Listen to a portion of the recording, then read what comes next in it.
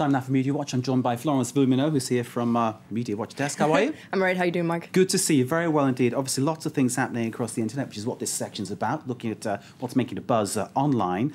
And, of course, one of the big issues, of course, is this nuclear blast here in France. A very alarming story, given the context, of course, of what happened in Fukushima. Absolutely, and it seems that maybe a lot of the international news maybe might have overreacted because the alert has been called off here in France, but it's really interesting because it was on the front pages, well, the home pages of a lot of news sites. We're going to start off by looking at the Huffington Post. There you see it, blast rocks French nuclear plant. Now, since making this show, the headline has changed, but that was on their headline. One of the issues, though, I think, Florence, is that people in Fukushima were told one thing by the government through the media at that stage, which turned out to be, well, not quite the truth. So a lot of people, I think, are asking themselves, you know, can they believe what they're reading?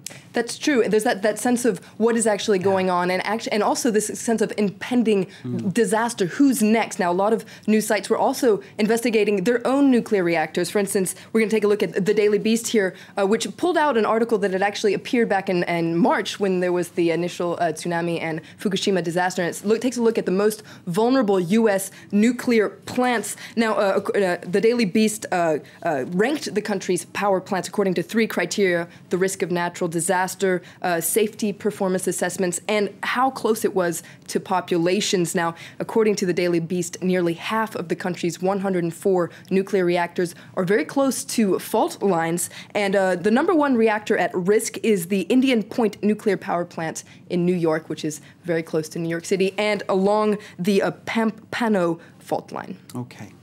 Now, yesterday, of course, marked 6 months since the tragic tsunami in Japan.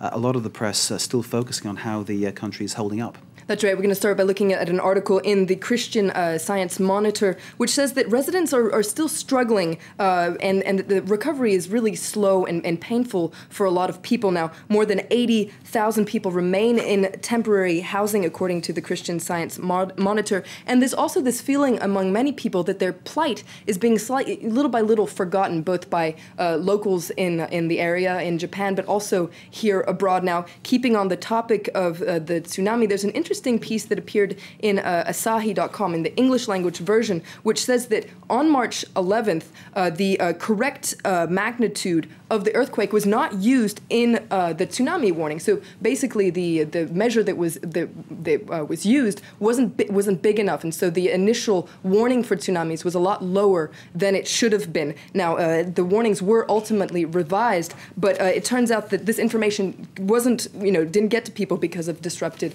communication lines. That's absolutely devastating when you look back at the pictures and see the actual damage that it caused. It's such a distressing thing to see, isn't it?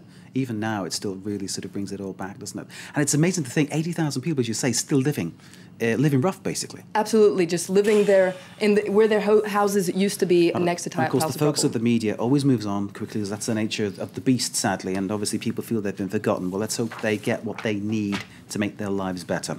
Okay, I'll move on, because I know you've got lots to say, Florence. Another story creating a buzz in the international media some would say disturbing applause by the Republicans. Please explain. Okay, well, it's funny to see how a buzz works, because the event that's actually buzzing happened on Wednesday during the debate between Republican candidates. Now, when Governor Rick Perry was questioned, the governor of Texas, by the host, there was a surprising reaction to his response. Now, we're going to take a listen, and you'll see what I'm talking about. Here he is, the host, Brian Williams, asking the governor of Texas, well, you'll see the question, and then you'll see the response. Okay, let's play away. About Texas, your state has executed 234 death row inmates, more than any other governor in modern times. Have you struggled to sleep at night with the idea that any one of those might have been innocent? So we're actually applauding the execution rate, then? That's what they're applauding. Now, Rick Perry says that he doesn't have trouble sleeping at night. And when he was asked how he felt about that applause, he said, "I think Americans understand justice." Okay. Interesting analysis there. Florence Villeminot, thank you very much indeed. Pleasure to see you. That was Florence there with our Media Watch. Stay with us here on France 24. There's lots more to come.